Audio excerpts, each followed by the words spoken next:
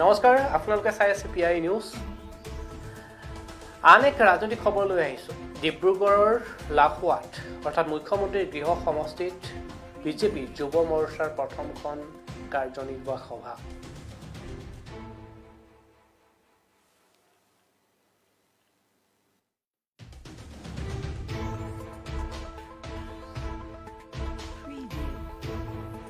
মুখ্যমন্ত্ৰীৰ গৃহ সমষ্টি ডিব্ৰুগড়ৰ জিলাৰ অন্তৰ্ভুক্ত লাহোৱা সমষ্টিত বিজেপি যুৱ মৰ্চাৰ প্ৰথমখন কাৰ্যনিৰ্বাহক সভা অনুষ্ঠিত হয়।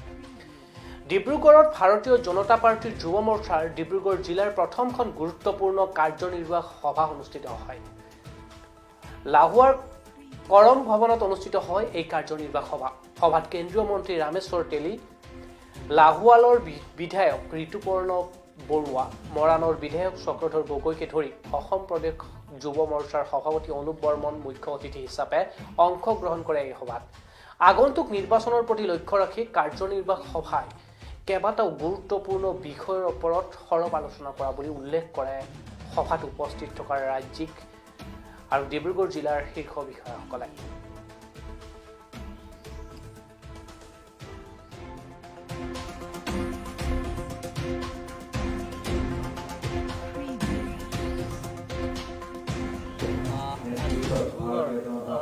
যুৱ মৰ্চাৰ এক গুৰুত্বপূৰ্ণ জিলা সমিতিৰ কাৰ্যনিৰ্বাহকত অংশগ্ৰহণ কৰি আপুনি কি টাৰ্গেট মান্ডেটৰ কথা ক'লে, নিৰ্বাচনত কেনেধৰণে যুৱ মৰ্চাৰ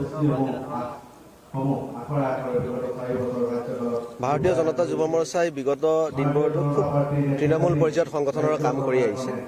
আমাৰ ইতিমধ্যে অসমত প্ৰায় 21,000তকৈও অধিক বুথ কমিটি আছে। প্ৰতিটো বুথতে আমাৰ 10জনীয়া কাৰ্যকৰ্তা আছে। এইবাৰ আমি ভাবিছোঁ এভৰি বুথ 30 ইউথ, প্ৰতিটো বুথতে 30জনকৈ যুৱক যুৱতীক আমি অন্তৰ্ভুক্ত কৰাম। তাৰে 20জন যুৱক হ'ব আৰু 10গৰাকী যুৱতী হ'ব। আৰু সেইধৰণে আমি তৃণমূল পৰ্যায়ত চৰকাৰৰ যিবোৰ জনকল্যাণমূলক আঁচনি আছে সেই আঁচনিবোৰ আমি তৃণমূল পৰ্যায়ত আমি বুথ কমিটিৰ মাধ্যমেৰে আমি লৈ যাম।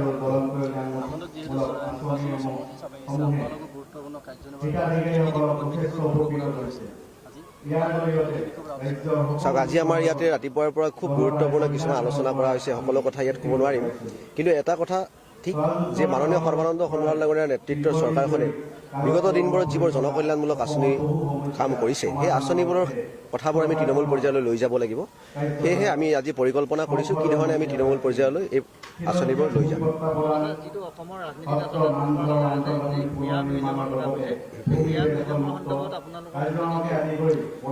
চাওক, মিয়া মিউজিয়ামৰ বিষয়টো এজন কংগ্ৰেছ বিধায়কে যিটো কথা কৈছে সেইটো আচলতে মই এজন অসমীয়া হিচাপে এইটো খুব দুৰ্ভাগ্যজনক। কাৰণ জগতগুৰু শংকৰদেৱৰ নামেৰে যি শংকৰদেৱ কলাক্ষেত্ৰ আছে, সেই কলাক্ষেত্ৰত এজন বিধায়কে কি ধৰণে সাহস পালে যে তাত মিয়া সংগ্ৰহালয় এটা প্ৰতিষ্ঠা হ'ব লাগে বুলি ক'বলৈ।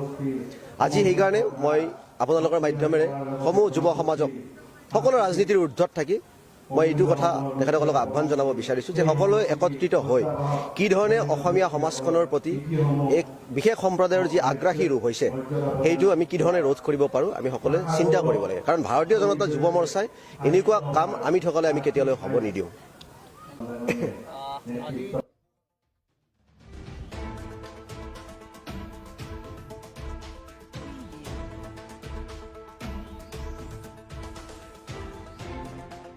এতিয়া বিজেপিৰ যুৱ মৰ্চা কৰ্মীসকলে ব্যস্ত হৈ পৰিছে ৰাজনৈতিক ক্ষেত্ৰখনত, কিয়নো 2021 চনৰ বিধানসভা নিৰ্বাচন সমাগত আৰু নিৰ্বাচনী বিভিন্ন ধৰণৰ কৌশল অৱলম্বন কৰিছে যুৱ মৰ্চাৰ কৰ্মীসকলে। ডিব্ৰুগড়ৰ এই খবৰটো দি বিদায় লৈছোঁ আৰু চাই থাকিব আপোনালোকৰ প্ৰিয় চেনেল PI নিউজ। ৰাইজৰ বাবে ধন্যবাদ।